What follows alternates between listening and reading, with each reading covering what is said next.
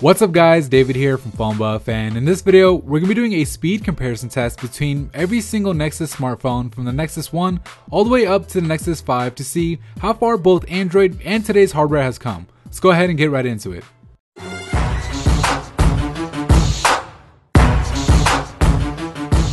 So the first test we'll run here is a boot up test to see just how long each phone takes to load up its version of the Android OS. While these guys are loading up, I'll let you know that both the Nexus 1 and the Nexus S on the left have a single core 1 GHz processor coupled with 512 MB of RAM. The Galaxy Nexus in the middle has a 1.2 GHz dual core with a full gigabyte of RAM, and the Nexus 4 and 5 on the right have quad cores clocked at 1.5 and 2.3 GHz respectively, both coupled with 2 GB of RAM.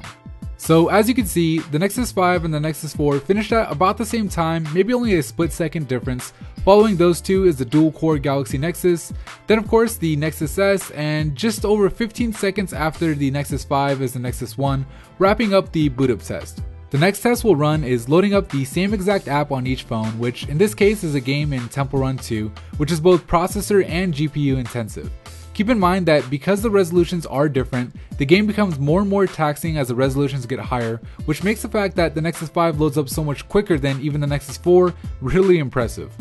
With the visual quality turned up to the maximum on each phone, the Nexus 5 is able to get a game up and running 4 seconds faster than the Nexus 4, 3 seconds after which the Galaxy Nexus gets going, and then in what seems like forever in this day and age but is only really 10 seconds later, you can play Temple Run 2 on the single core Nexus S, and then finally, 8 seconds after that, or a whole 25 seconds after the Nexus 5, the Nexus 1 finishes up loading the game. Yeah, if you're stuck with a phone from early 2010, you're losing about 25 seconds of your life every time you play Temple Run 2. Alright, so the final test we'll do here is the browser test, where we'll be loading up the full media-rich Verge website.